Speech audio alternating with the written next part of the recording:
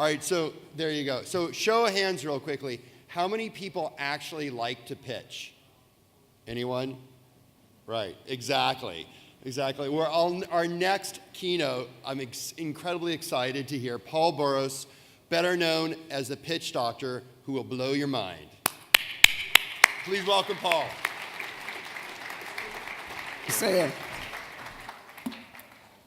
Good morning. How are we? Looking forward to pitching? Because I'm going to pick 3 people. No, I'm not. Just so relax. I'm not going to make you pitch today.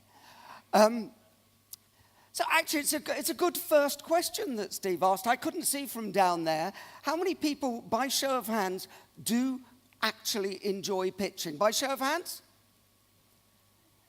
Start the car, Steve.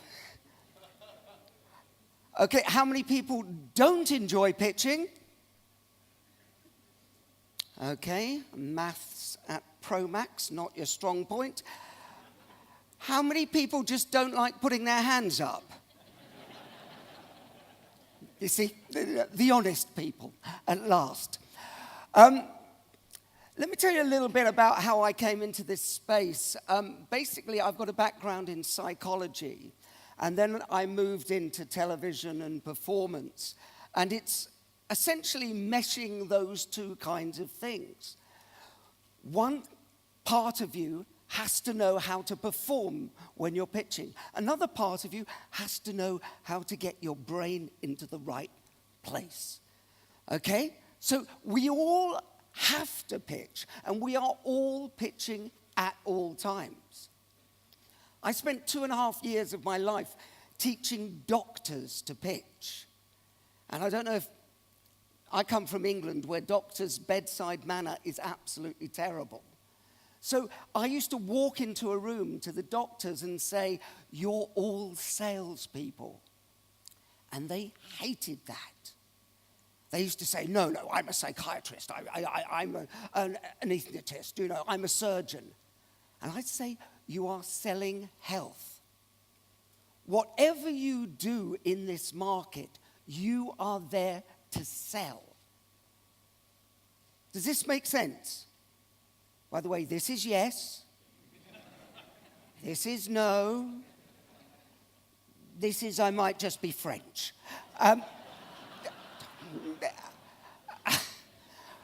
Just checking if you're out there. So, as a pitch doctor, my job is to give you real things that you can take away, that you can hold, that you can actually use. That it's not just a lecture, this is an interactive session. I'm going to say things that you may not agree with. That's not a problem. If you don't agree with something, you're quite within your rights to put up your hand and go, this is bullshit. Okay? No, seriously, because if you understand the learning model and the way people learn, sometimes they have to challenge in order to get the information. So this is really the introduction, but what we're here for is to understand the importance of having great communication in order to pitch more effectively.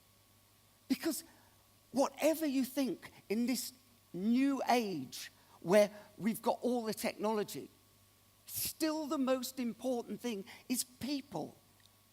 How you work with people, how you actually diagnose what those people want. And I've created a list of what the best pitchers do. The best pitchers in the world, and by the way, I have modeled. This has not just come from my mind and gone, oh, here's my thoughts on it. I've modeled what real excellent pitchers do. People like Bill Clinton. I know somebody in the room has met Bill Clinton because I met Frank last night and he told me he had met Bill. Has anybody else in the room met Bill Clinton? Get out more. Well, those people, and Frank will tell you if he's in the room, when you meet Bill Clinton, he has this extraordinary charisma. And when you meet him, you're like in a little bubble, and you're the only important person in that world. I'm a member of Soho House in London, and because I'm a long-standing member, original member, the GM said to me, would you like to meet him? He's coming in. And I went, yeah. He's one of my heroes. He's one of the best speakers of the 20th century. So I got to meet him, and he stood there, and he held me in his gaze. Quite extraordinary. And we talked about music, because I'm a former musician. He's a former musician. And for about 2 minutes, he never looked away once. I was the only person there. And then I left. And I had a meeting later on. So I went out of Soho House, went to my meeting with the CEO of a Fortune 500 company. Meeting went really well. I was in there for about an hour and a half, pitching. And at the end of it, I said to him, we've got on pretty well. Do you want to come for a drink at Soho House? And he was like, yeah, why not? We got back to Soho House, and those of you who know the Soho House in London, Greek Street, there's stairs going up, and the door is at street level. I got to the door, and I tried to go in, and I couldn't, because there were 2 Secret Service agents standing behind the door. Eventually, I got in, and the CEO is following me. And as we're going up the second set of stairs, Bill Clinton is coming down. This is nearly 2 hours later. And as I'm walking up and he passes me, he turns to me and goes, good to meet you, Paul. And I felt like $1 million. I was like, okay. But then I thought, what does the CEO think? And that reminded me of the old story about the little English Cockney guy who goes to Las Vegas and wins big on roulette. And his ambition is to take one of the Las Vegas dancing girls out. So he takes her to Caesar's Palace, gets the best table, buys the most fantastic champagne, buys her flowers, and he's getting nowhere. She's just stony-faced. So he buys her more champagne, oysters, nothing. Just then, out of the corner of his eye, he sees Frank Sinatra coming in with his party. So he excuses himself, goes up to Frank Sinatra's table, taps him on the shoulder and goes, excuse me, Mr. Sinatra, I'm a big fan of your work. I've got all your albums. I know you're a man of the world. Couldn't just do me a favor, could you? And Frank goes, what is it, kid? He goes, I'm trying to get with this girl. She's lovely, but I'm getting nowhere. When you leave, could you just come over to my table, tap me on the shoulder, and go, hey, Al, how you doing? Just then, the 2 security guards come and drag him away. So he sits down, he buys more champagne, he buys a big chocolate fondant. Frank Sinatra's party leaves. Behind him, goes out the door, and his shoulders drop, and he goes, oh. But then, 10 seconds later, Frank Sinatra turns on his heel, comes back to the table, taps him on the shoulder, and goes, hey, Al, how you doing? And the guy goes, not now, Frank, I'm talking to the bird.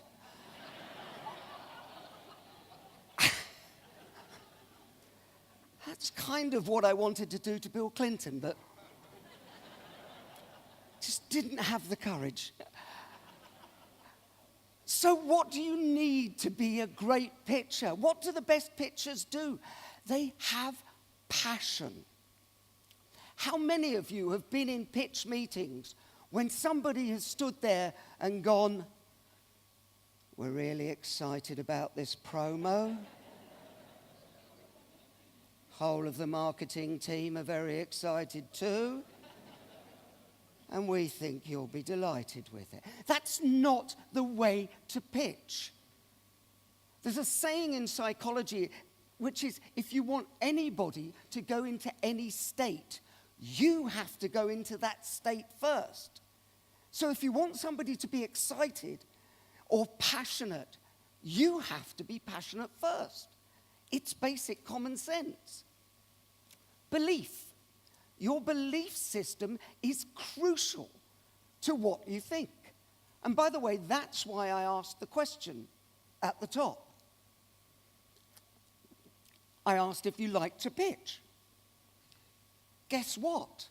I learned a lot about your belief systems. A lot of you inside your own heads, and as a psychologist I can tell you this, inside your own heads are going, oh, I don't really like it, but it's one of the things about the job, I just have to do it. And, yes? Yes? Mm-hmm. But what happens, so you know, as a psychologist, I can tell you what happens is whatever you say to yourself becomes your reality. So if you keep walking around saying, oh, I don't really like it, I don't really like it, I don't enjoy pitching, it will become your reality. So at the end of this session, in about 35 minutes' time, I want you, at the very least, to say, I love pitching. Do you know why? Because it actually has an effect. Whatever you say to yourself becomes your reality. And fake it till you make it. Utilize nerves. We'll come back to nerves, but actually nerves are great fun. You can really utilize those nerves to make your pitch even better. Engage. Interact with the people. Those pitches where people just talk at the audience are the ones that lose. If you want somebody to be enthralled, you have to make sure that they're engaged in the process. They're part of the discussion. You don't just talk at them. Good eye contact. Before I leave here today, the last thing I'm going to do is I'm going to give you a weapon that you can use in any pitch situation. You can use it all the time while you're here in Barcelona. I will teach you Bill Clinton's eye contact trick. You're making your own jokes up over there, okay? But I will. And you will see how it works. And it takes your chance of hitting it with somebody to nearly 100%. Don't complicate things. That's really very, very simple. People who pitch always overcomplicate it and go, oh, I'd like to tell you a little bit about the company and our background and where it comes from. Americans in the audience will know this drives you crazy. I used to live in America, and people who don't get to the point, it drives them crazy. I did an interview for the Wall Street Journal 2 years ago, and they were saying, what's the difference between pitching in Europe and pitching in America? Because I take teams over to America. And I said, it's that old music business saying, the Americans want, don't bore us, get to the chorus. And that's what you have to think. And actually, I was in Cannes, and I said, well, what did Bill Clinton have behind him in the Oval Office? And somebody shouted out, Monica. I had to point out at the time that I was pretty sure that Monica was in front of him, actually. But actually, what Bill Clinton had behind him in the Oval Office was a sign which he'd written himself, which said, it's the economy, stupid. Because he knew that that's what he had to come back to. That was going to be the crux of the pitch to the American people. So he couldn't be sidetracked all the time by all the other things. The economy was what it was about.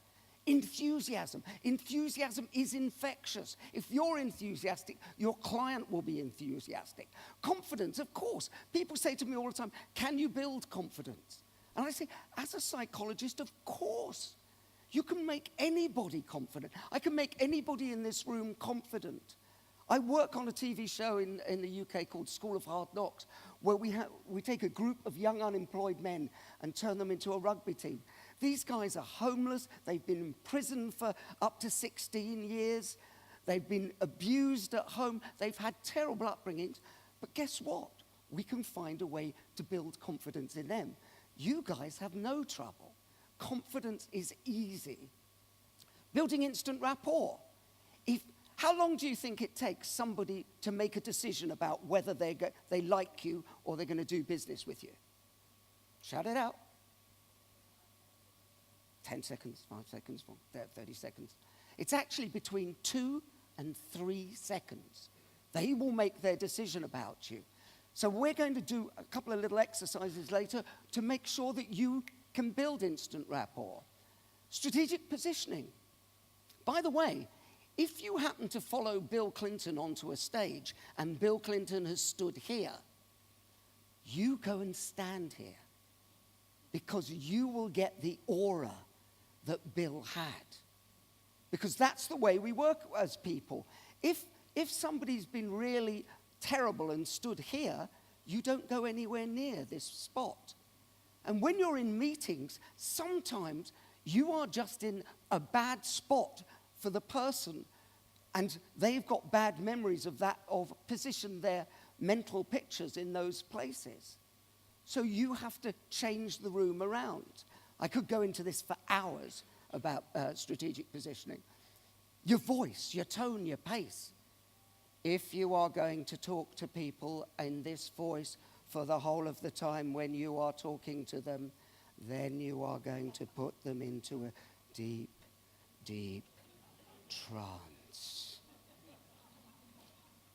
You have to have some life in your voice to keep them in the room, to actually make them hear. Use some sales language. At the end of this, I will tell you the greatest bit of sales language I have ever heard in my life, and it was taught to me by my 5-year-old son. Seriously, the best piece of language. Body language. You know what? You can tell from people's body language whether they like something.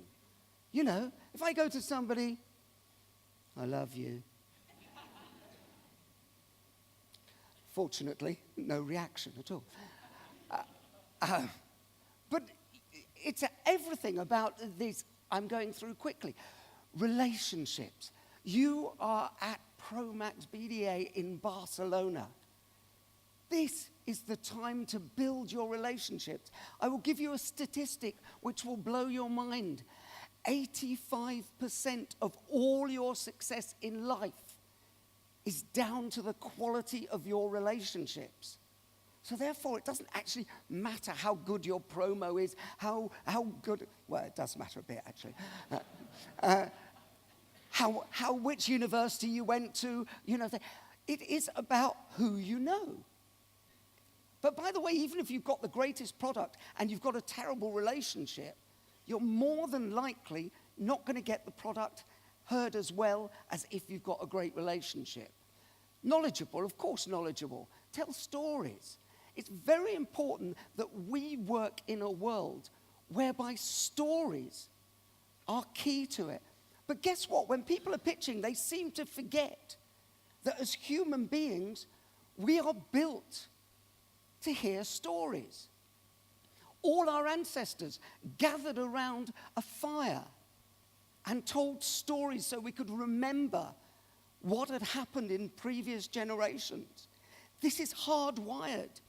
And as a psychologist, I can tell you, it's hardwired. We love stories. We won't remember bullet points on PowerPoint, but you will go away remembering stories. And be interested. Have some attitude. Those of you who are Americans in the audience will know that there's an American saying that attitude dictates altitude. And it really does. If you've got the right attitude and you go in with the right attitude, everything works out. Now, I work all over the world, and I was talking about attitude in Germany. Any Germans in the audience? Yeah? Hello, welcome. You weren't very confident with the hellos. Yeah.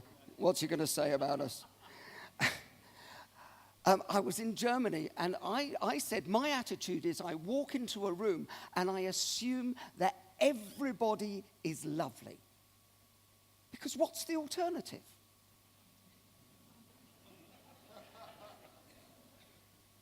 I was in Germany, and somebody put their hands up and went, I will go with you part of the way down this route, but I don't believe everybody is lovely. 95% of people lovely, 5% of people horrible. Horrible, not true. And I went, it's a construct in your head. And he goes, no, okay, you convince me, I will now walk into a room and go, 99% of people are lovely. I go, it's a construct in your head. I said, that means that when you walk into the room and there are 100 people in the room, your unconscious mind will be looking around the room going, where's the bastard?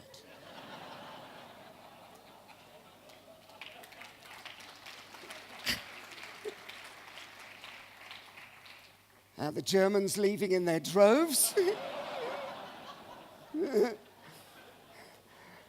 Right, let's get on to some other nationalities now. How to win friends and influence people, the Paul Boross way. I actually just put this up because I like this picture, to be honest with you. I just think it's my favorite picture in the deck. I used to work, well, I still do actually quite a lot, but for the last 11 years, I've worked for a small company you may not have heard of called Google, and they'll never get anywhere. I wouldn't put any money in. And in the early days of Google, all the top Americans used to come over and actually make sure that the training was going the way they wanted it to go. And because at Google, they only choose people with a first-class degree from a first-class university. You know this? And 60% of them are salespeople. So they bring me in to teach very intelligent people how to sell, which I keep saying to them, why not just actually employ some people who know how to sell, first of all, and have people skills? But that goes whoosh over their head. But when the guys came over from America, one of the guys said to me, he went, Paul, I think that up to 65% of our people don't understand why rapport is important to the sales process. I went, Jesus, that's kind of high and everything. He goes, no, a lot of our people, and I love this phrase, I've never heard it again, but maybe some of the Americans have heard it. He goes, a lot of our people just want to show up and throw up. And I'm like, show up and throw up? That's good. But you know what? In pitches, that is what a lot of people do. They go, I've got a lot of information, and I'm going to tell you all about this. And the person's backing away by the end going, because it has to be a dance. It has to be interactive between two people. This is my favorite phrase. You never get a second chance to make a first impression. And remember, how long does it take to make a first impression? 2 to 3 seconds. I'm going to ask you all to pick a number in your heads, either number between 1 and 3, i.e. either 1, 2, or 3. Okay? You don't have to make notes about this. It's okay. It's quite simple. All you have to do is, in your head, pick one of those numbers, 1, 2, or 3. Yes? Yes? Good. And now you have to stick to that number. Whatever number you thought of, you have to stick to, okay? In a moment, I'm going to ask you all to stand up and introduce yourselves to about 6 or 7 people around you in your vicinity. And the only proviso is that when you introduce yourself, you shake hands. Your handshake has to be held for the same amount of seconds as the number you thought of. Okay? So if you thought of the number 1, you hold your handshake for 1 second. Thought of number 2, you hold it for 2 seconds. 3 seconds. Yes? Get this? Okay? On your feet and meet 6 or 7 people close to you immediately.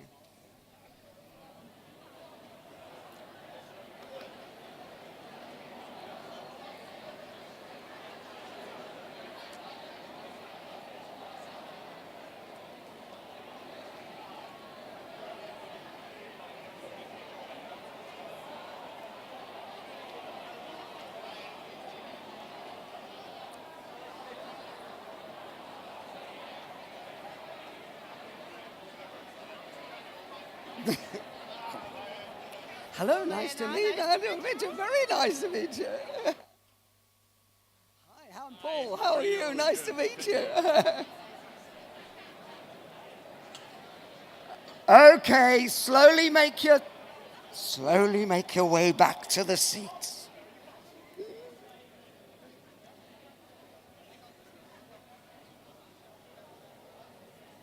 That was interesting, wasn't it? Okay. Shh. That was interesting. Some of you fell a little bit in love, didn't you? You know who you are. Okay, very simple question. Who was the person you had the greatest connection with? I don't mean the person, I mean the kind of person. Shout it out. Yeah, somebody with the same as you, yes? Correct? Yes, good.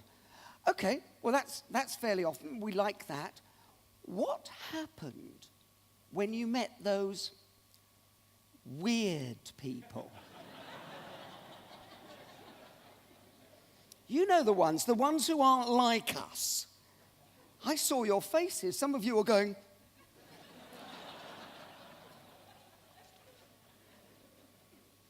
It is really crucial. And you all knew that this was just an exercise. And yet your reactions were still exactly the same. Because 2 to 3 seconds, we've made up our minds. You know, there is people who go, and what's your name, sir? Steve. Okay, so stand up for a minute, Steve. So I'm going to shake hands with Steve. Hi, nice to meet you, Steve. Look at Steve's face. He could kill me now. You know when you get that handshake? Which is the wet fish, you know. Sorry, Steve, we're a manly handshake. Oh, it feels better now, you say, and everything. But that's how quickly you can turn people on or turn people off.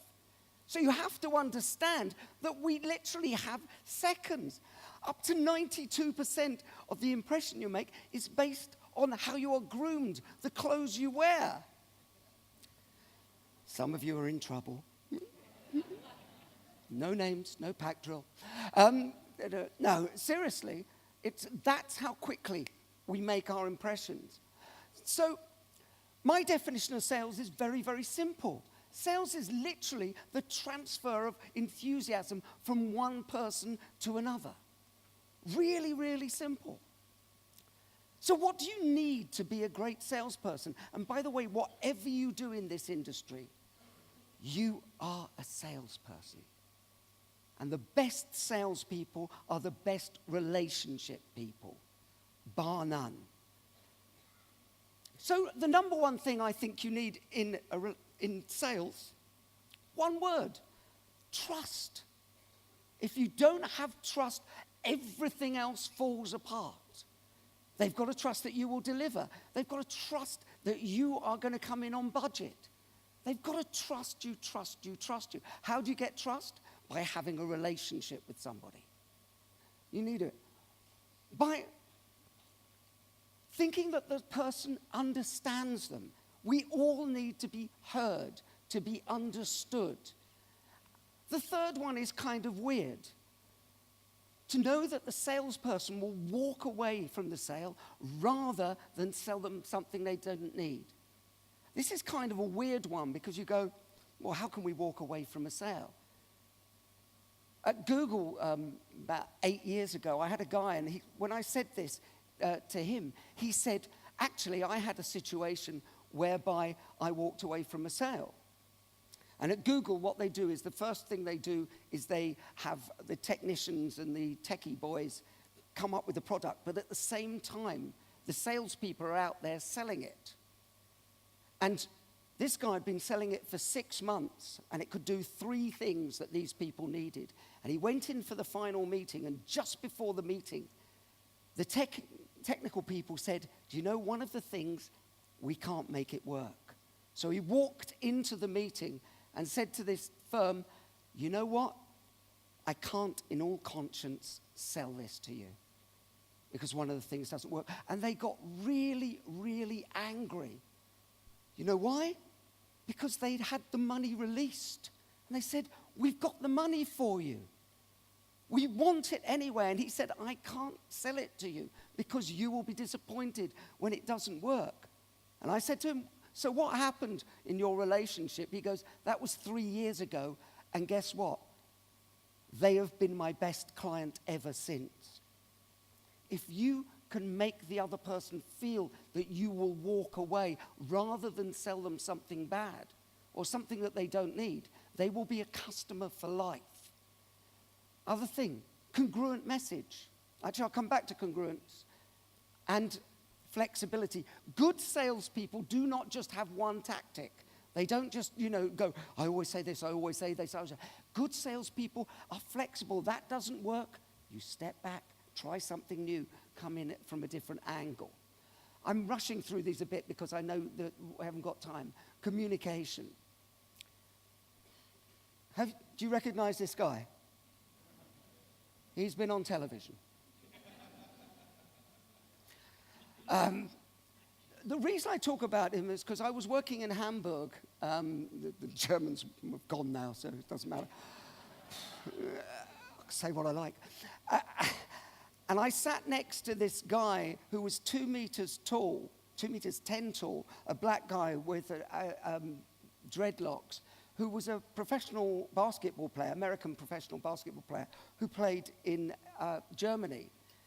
And when Obama first got elected, he turned around to me and said, I never believed that a black man would become president of the United States. And I said, that's very interesting, because I always believed he would, even though I lived in America and I know it well. But I believed from a psychological standpoint he would do it. And it's because he is the most congruent person you have ever seen. And congruency literally means that what he says, he sounds like he means. And what he sounds like he means, he also looks like he means. So his body language follows that up. It's the difference. If you walk around with an incongruent message and go, we've got a great product, nobody's going to believe you. You have to believe it. If I say, I love you, it's very different. So you have to understand congruence has to be in all your messages when you are pitching. It is not the words that do it. It's your congruence. All our behavior is communication. Anything we do is communication. I'm going to show you a picture up on these boards. And this has not been photoshopped. It's not been touched in the slightest way. But it communicates a message.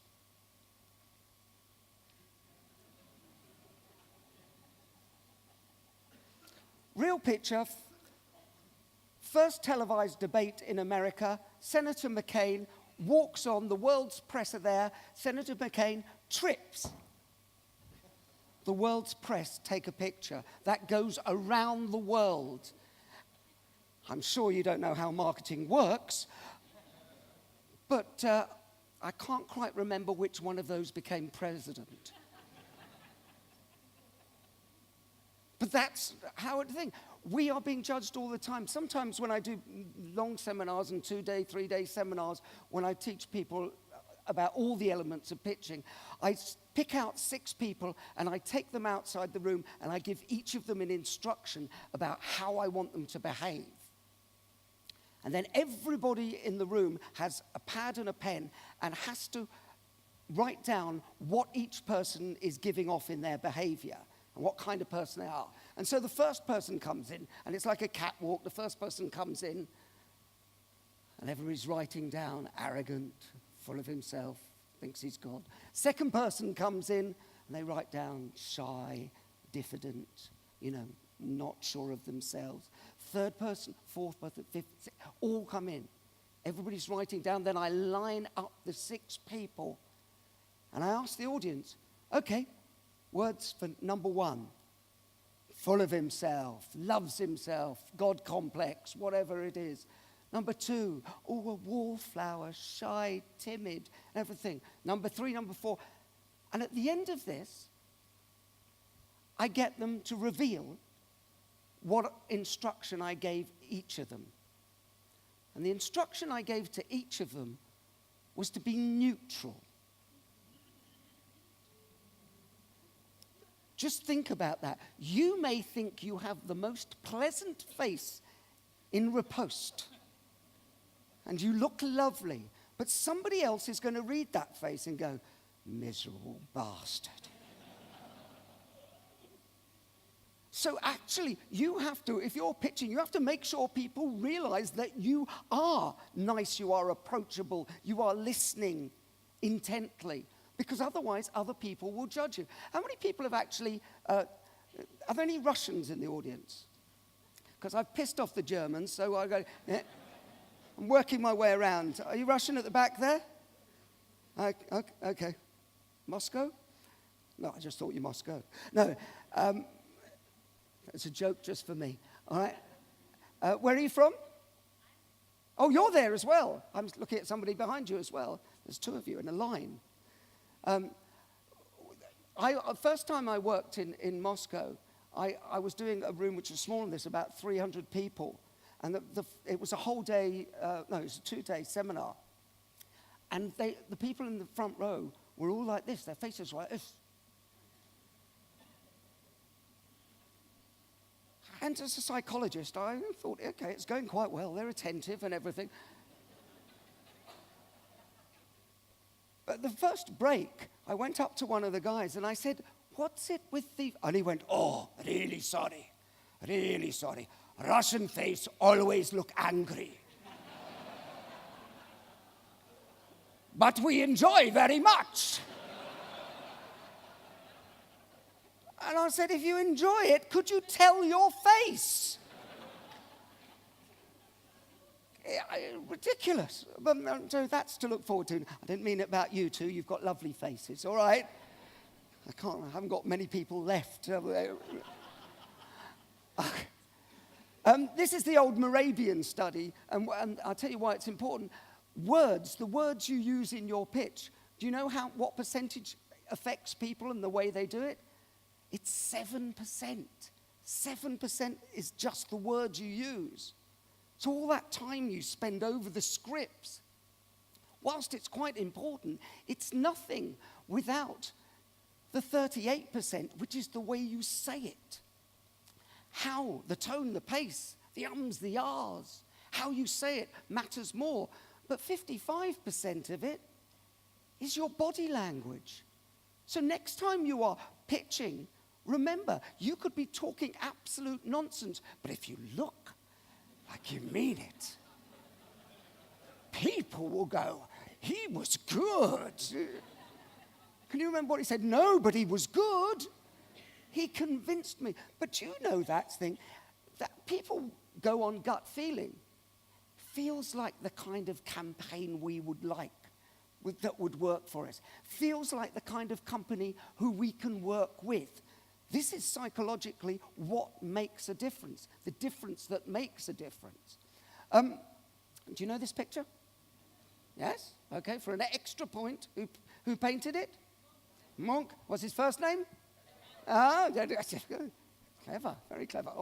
Oh, well, you put your hand up like, I got there first. Hi. Huh?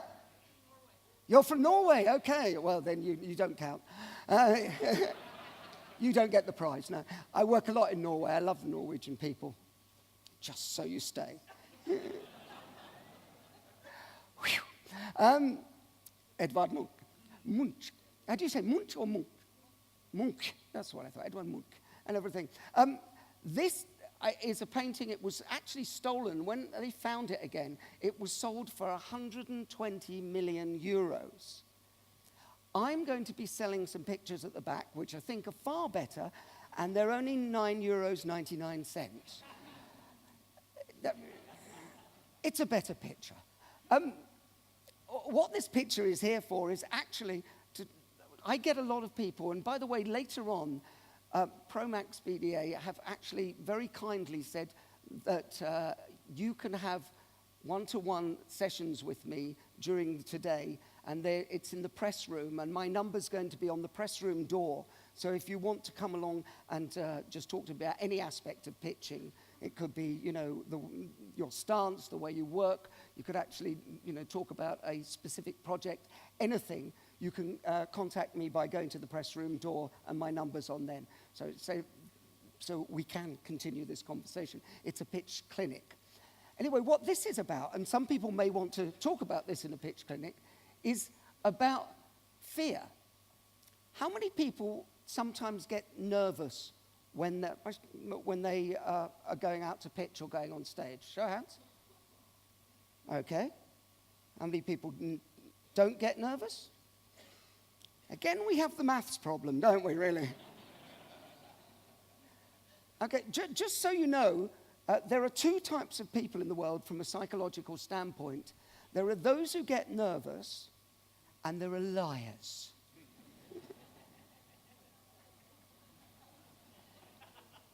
We all get nervous. It's how you utilize the nerves. It's how you actually frame what nerves are. By the way, the simplest thing you can do is rather than say, I'm nervous, I'm nervous, I'm nervous, because that affects the brain in a certain way, you go, I'm excited, I'm excited, I'm excited. And your brain codes the whole thing in a different way. So actually, great speakers just talk about being excited, because the same physiological responses happen when you're excited and when you're nervous. So you might as well, from now on, just go, I'm excited about my next pitch. Yes? Can't wait, can you? Norway can't wait. I know we've got a few Americans in, yes? That's always the American noise. Woo! You can't go anywhere without that noise. Where was the woo from? Woo, with the Norwegians? Are you working with the Norwegians? Okay. No, I used to live in America. I've got a green card. I love the Americans. But you are kind of wacky in certain ways. Donald Trump.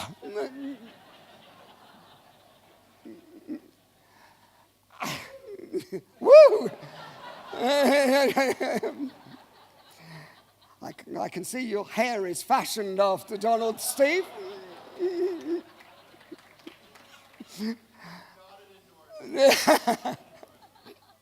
Not that there's anything wrong with that. But Americans, God bless you, have a top 10 list for everything. They just do. And honestly, this is a real top 10 list of fears in America. And Americans are very specific. They have to be. At number 10, it says water, but they had to put, as in swimming and drowning, not drinking. Oh, thanks for telling me that. So storms is up there, and then public transportation, especially planes, and then it just goes on. It goes, there's crowds, spiders, heights, confined spaces, snakes, and the number one fear in America, speaking in public. Unbelievable. That is the country that is the best at speaking in public. They never stop speaking in public. It's true, isn't it, Steve? It is true. But that's still the number one fear. Those of you who have ever done vox pops, do you know vox pops in the streets, where you have to get opinions in the streets? And I've done those and everything. Try doing those in America. You get somebody and they give you the perfect soundbite. Yeah, I saw him. He came down the street. He had a 22 rifle, and he was looking this guy in the head. He was wearing a hat, and he just goes, perfect. You know, you've only had to do one vox.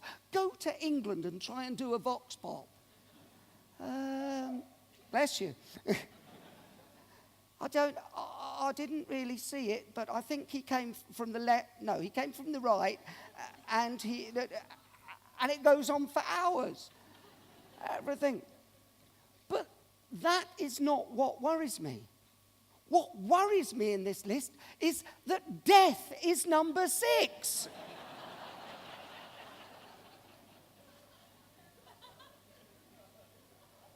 What's that about? Actually, do you know a comedian called Jerry Seinfeld? I know Jerry reasonably well. And when Jerry saw this list, he said, that means that the majority of people at a funeral would rather be in the casket than making the eulogy. crazy, but it's true. Secret number one. How long have I got? Oh, God. Okay. Secret number one. I'm going to take 5 more minutes. Is that all right? No, I'm not. I'm looking behind you, Steve, at the person. Do you mind me taking 5 more minutes before you have a coffee? Yeah, there you go. Okay, 5 more minutes. Good. It's all about them. If you want to get over any kind of fear of public speaking or nerves, actually all you have to do is engage with the people in front of you. If it's one person, you engage with one person. You fully engage with that person. It's all about them. I was going to go on about your inner voice, but you'll have to do that when you come and see me later in the press room. I said I would finish on 2 things. One was I'm going to go on a couple of slides because there, see, that's a perfect slide. One, I was going to teach you how Bill Clinton does the connection, which you'd still like to see, wouldn't you? This is great. And I have modeled this from what Bill Clinton and other great people have done. You all brought up in nice homes where you had nice families and you had good teachers who all told you how to behave when you met people. So just shout out, what were you told to do when you met somebody? Be nice, smile, look in the eyes, yes? Anything else? Good handshake. Yes, not the wet fish. No. A good handshake. Everything. So smile, look in the eyes, good handshake, say something pleasant. Yes? We all agree? This is good. Except for when I said look in the eyes, you all went yes. When in fact, if you look in someone's eyes, you sir, if I look in both eyes, I look a bit like a psychopath. Yes, sir.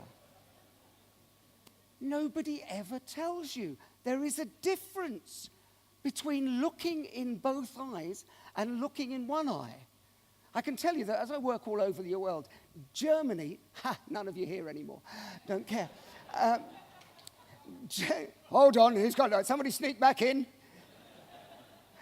In Germany, I was actually told that there's somebody who teaches a lot of courses who said, you must look at the bridge of the nose when you talk to people. It's crazy, it's like that.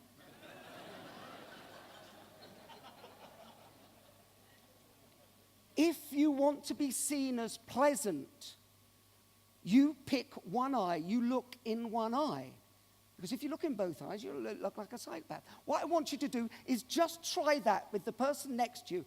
First time, look in both eyes, shake their hand, break away, and then look in one eye and notice the difference. Come on.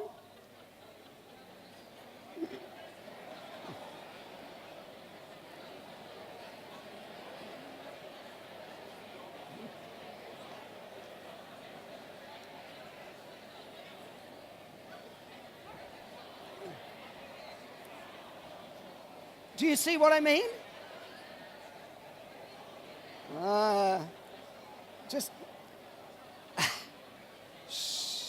I got you to... Oh, look. Oh, you like that, don't you? There's more of that. Do you notice the difference? Yes? Yes. It's kind of weird. And some of you do this naturally. I know Steve last night at the dinner, he does it naturally. But nobody tells you this stuff.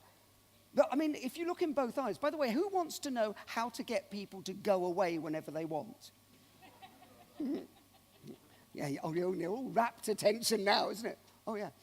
If you want people to go away, you get like the crazy guy on the train next to you or another thing. If you imagine that they've got 2 felt tip pen marks under their eyes, and you just stare under their eyes. You can say what you want, but you look like you're going to go through their heart with a bread knife. That's how to make people go away. The other thing that you can do is, what was your name from America? Lindsay. Hi, Lindsay. Lovely to meet you. Lindsay has beautiful blue-gray eyes. you're thinking this is not a time to be hitting on Lindsay, is it? Or is it? No. No, but there is a reason for that, because you will always remember this. When you meet somebody and you look in one eye, if you take note of their eye color as you're doing it, what happens is it looks like you have completely connected with the person. You know what I mean? Because you know when people go, hi, yeah, how are you? Nice to meet you. You know, but that is generally what people do. But if you're forced to look in their eyes and actually take note of their eye color, then the person actually gets a physical reaction and goes, oh, it's a nice person. It's somebody I can connect with. By the way, you do this inside your head. You don't go, blue eyes! Doesn't work quite as well. Everything. So if you do those two things, and I want to see you all for the rest of the 2 days here doing that, you will make an automatic connection. And remember, 2 to 3 seconds is how long it takes people to decide if they like you. One final story. I was going to tell you my sales language. One piece of sales language that actually changed the way I taught everything. My son taught me this when he was 5 years old. My son's now 14. It's a long time ago, but we were walking on one of those glorious summer days. And we're walking through our local park, and there are just a blue sky with those little wisps of cloud in the air. And it's gorgeous, and you can feel the sun beating on the back of your neck. And you can smell the newly mown grass. And you can hear children playing all over and laughter filling the air. And I'm walking with my little son, 5 years old. We're both barefoot, and you can feel the grass under our feet. And I'm holding his little hand in my hand. And he suddenly turns to me and goes, Daddy, when would be a good time to buy me an ice cream now? I thought, I've created a monster. Half of me was proud and half of me was like angry. But before I knew it, my hand was in my pocket and I was paying for ice cream. Because in linguistics, the word now, the conscious brain doesn't hear. But the unconscious brain hears it and takes it as a command. So, next time you are selling something and you want to go and get some results, use this phrase, when would be a good time to sign the contract now? Sounds like a question, is a command. Ladies and gentlemen, thank you very much. I really enjoyed your time. Thank you. Thank you. Thank you.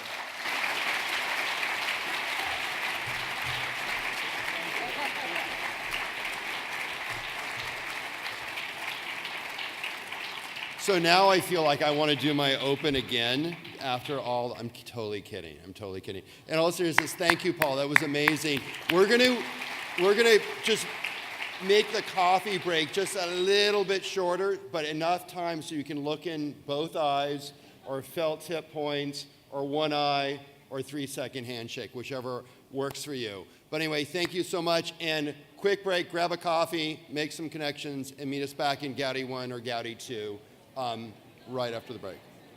Thank you, guys. For all the latest speaker session, events, updates, and your conference feedback, download the official PromaxBDA app. Now it's time for a networking break. Please be back for the next group sessions starting promptly in Gowdy 1 and Gowdy 2. Thank you.